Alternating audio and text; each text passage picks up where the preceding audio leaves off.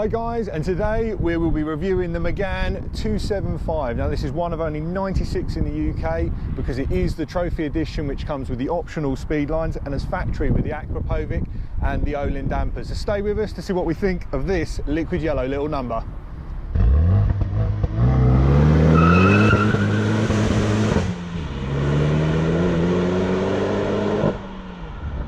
So, as I said, today we are in the Megane Trophy. Now, for those of you that know me, I don't have a good history with Megane Sports. I'm not just a BMW fanboy, before anyone goes there from seeing other videos. I do have a Renault Sport Clear 172 track car that's never been on track. But I do love the Renault brand. They're cheap, they're fun, they're good for what they are. But I had a 225 many years ago. And I spent a lot of money trying to get it to be as good as my 172, and I just hated it, I really did. And I've gone out of my way every time someone mentions it to say, pile of shite, don't bother. Drives like a diesel with the power delivery, sounds like a tractor, a disgusting gearbox out the factory, and just didn't impress me at all. But Matt has decided that he wanted a Megane 275 Trophy with the Olins, with the Aquapovic, so it's the right car. Now straight away, the gearbox is still as toss as I remember. Absolutely horrible feel to it, but there is a solution. So stay tuned to the video, guys, and as I say, in the next episode, hopefully, we will have a nice update for that.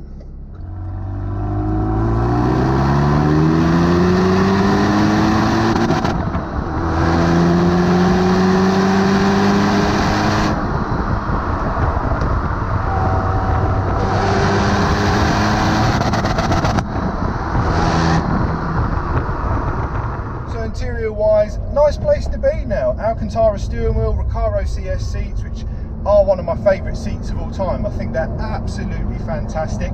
Clock's nicely laid out, potentially sloped back a little bit too much for my liking, but all the Renault seem to do that. I don't know why.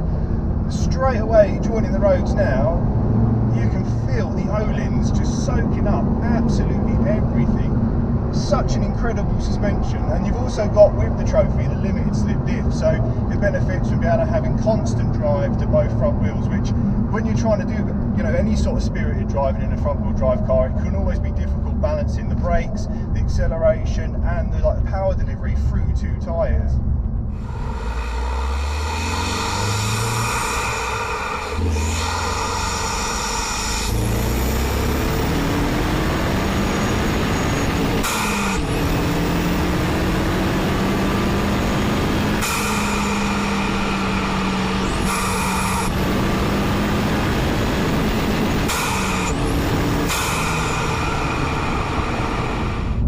Comfort with the Olins is fantastic. It can be aggressive when you want it to be, and they are adjustable out the factory on these. It is a case of jacking the car up to gain access to the front and crawling under the rear, and Renault do provide a sort of setting base for fast road, Nürburgring, and obviously you can tailor it to how you want it to, which is really nice. It does feel very customizable to your driving style. The downfloor is, even though it's height adjustable, it does still sit very high on the Olin, so you can't get it that low stance if you like the car to look that way. But I wouldn't change the springs or anything because I wouldn't want to compromise the great work that Olins and Renault have done putting this car together.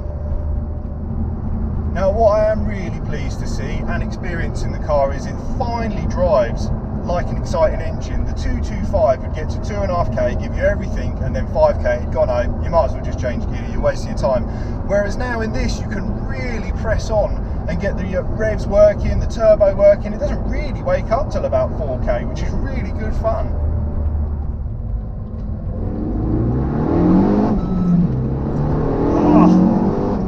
Finally, a Renault turbo that likes to actually rev. And as I said, we're now on some twisty roads here. You can really push on the car. I mean, really feel what it's doing underneath you. And you can see why these are still so popular by many. Just the, what a bit of road as well. God almighty. And again, straight back on the brakes, tons of stopping power there. The car also benefits from the Brembo 4 pots. Again, a great disc and caliper combo. If you really wanted to push it, I would suggest upgrading the pads because they don't seem to cope well, like most cars, when you start pressing on with really spirited driving. But for road use, brilliant pedal feel, brilliant power on the braking, and overall really composed chassis, and you just know everything that's going on underneath the car. So price wise for one of these, you're going to be realistically looking at anywhere between £50,000 to £20,000 for a trophy. It is nice over the standard to have the Aquapovic. In my opinion, still a little bit quiet. We've got the back seats down in this to try and give it a bit more noise into the cabin. It's loud enough outside, as you'll probably see from the clips, but you lose that sensation in the car. But from looking online, the option potentially of installing a decat to obviously open it up a little bit and maybe move a bit more volume out there. Because it's a titanium exhaust, you don't want to be chopping up the silencer out of it. It's a lovely piece of kit out of the factory, so your only option really, without destroying the car, is to potentially install the decat. And it does, in previous cars, really open up the turbo cars because there's no need for it all other than emissions. It doesn't aid with any back pressure like the old gossip hearsay of NA cars.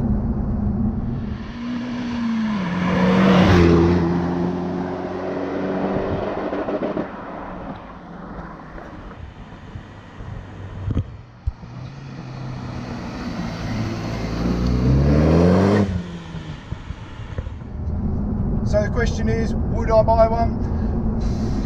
No, again, it still hasn't won me over. I do enjoy driving the car. I think it's a brilliant little package. If you're looking for something you can still get 4 adults in, go for a hoon, not have something that's ridiculous on fuel, but it just doesn't excite me enough.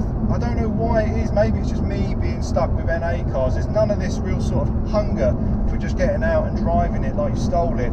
And whilst at the same time I said it's a very, very good car, it's a very, very capable car, it's probably not going to be for me in the future. But I'll be intrigued to see what Matt does over the next couple of months, because he's going to get rid of this Renault stock shifter, which is disgusting. I mean, how they've gone to such levels with the suspension, the exhaust, the brakes, and left that in there. It feels so disconnected and horrible. I hate it. Worse than a BMW manual, and that's a bold statement. So if you enjoyed the video, guys, obviously give us a like and subscribe. This car is now going to feature on the channel with some upgrades, so this video was more just of an introduction to what it's like to be inside a Megane 275 Trophy.